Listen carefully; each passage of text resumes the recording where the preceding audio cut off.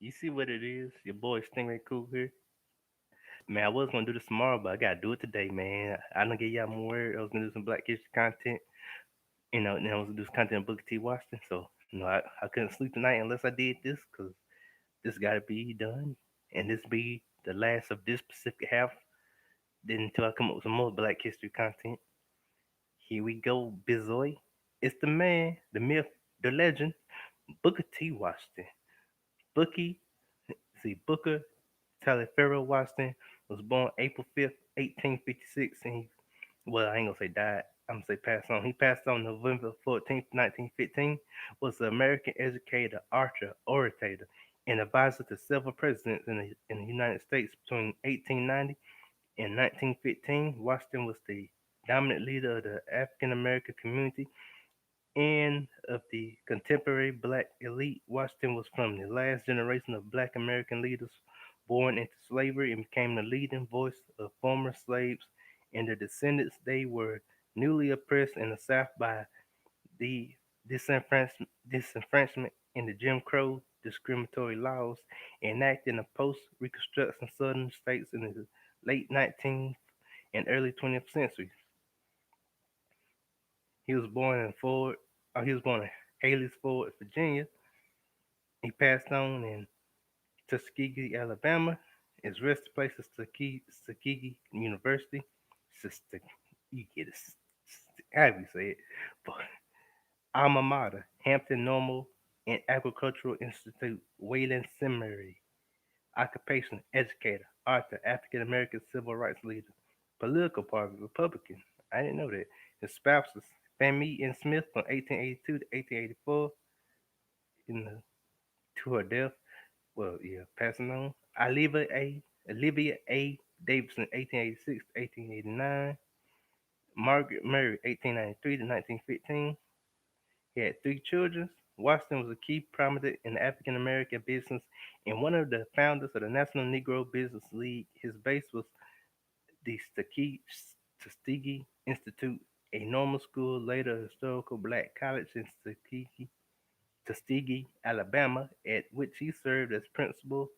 As lynchings in the South reached a peak in 1895, Washington gave a speech known as the Atlanta Compromiser, which brought him a national fame. He called for black progress through education and entrepreneurship rather than trying to challenge directly the Jim Crow segregation and discrimination of black voters in the South.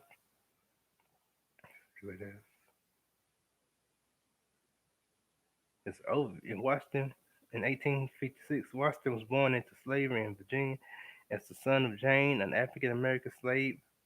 After emancipation, she moved the family to West Virginia to join her husband, Washington Ferguson. West Virginia had seceded from Virginia and joined the Union as a free state during the Civil War. As a young boy, Booker T. Washington worked his way through Hampton Normal, an agricultural institute, a historically black college, now Hampton University, and attended college at Wayland Seminary, now Virginia University. His early life. Booker T was born into slavery to Jane, an enslaved African American woman on the plantation of James Burroughs in southwest Virginia near Haley's Fords in Franklin County. He never knew the day, month, and year of his birth, although evidence emerged after his death that he was born on April 5th, 1856. Nor did he ever know his father, said to be a white man who resides on a neighboring plantation. The man played no financial or emotional role in Washington's life.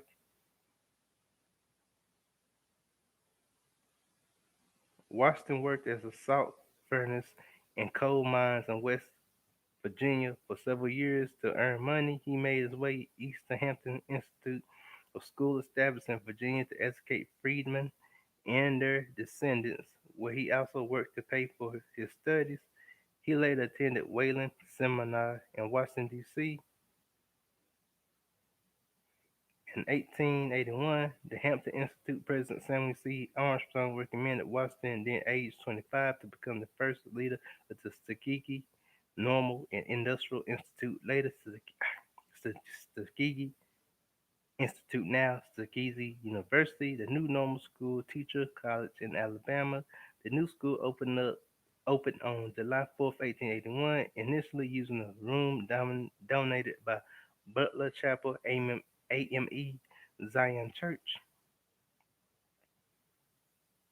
Washington led Tuskegee for more than 30 years after becoming its leader as he developed it, adding to both the curriculum and the facilities on the campus. He became a prominent national leader among African Americans with considerable influence with wealthy white philanthropists and politicians.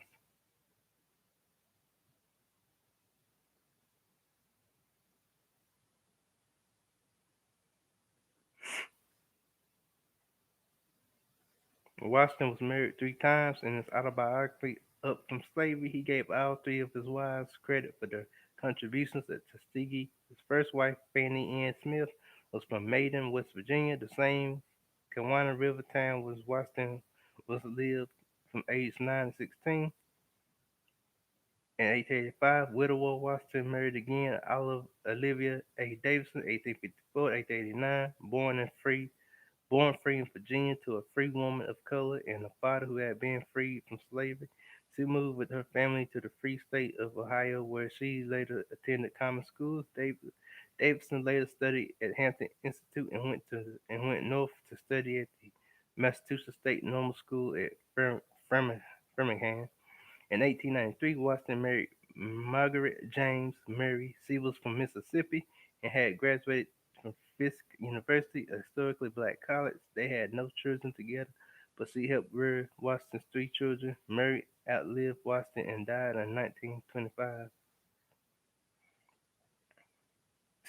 State local government historically underfunded black schools, although they were essentially provided separate but equal segregated facilities. White philanthropists strongly supported education financially. Washington encouraged them to direct millions of their money to projects all across the South, and Washington thought best reflected his self-help philosophy. Washington, associated with the richest and most powerful businessmen and politicians of the era, he was seen as a spokesperson for African Americans and became a conduit for funding educational programs.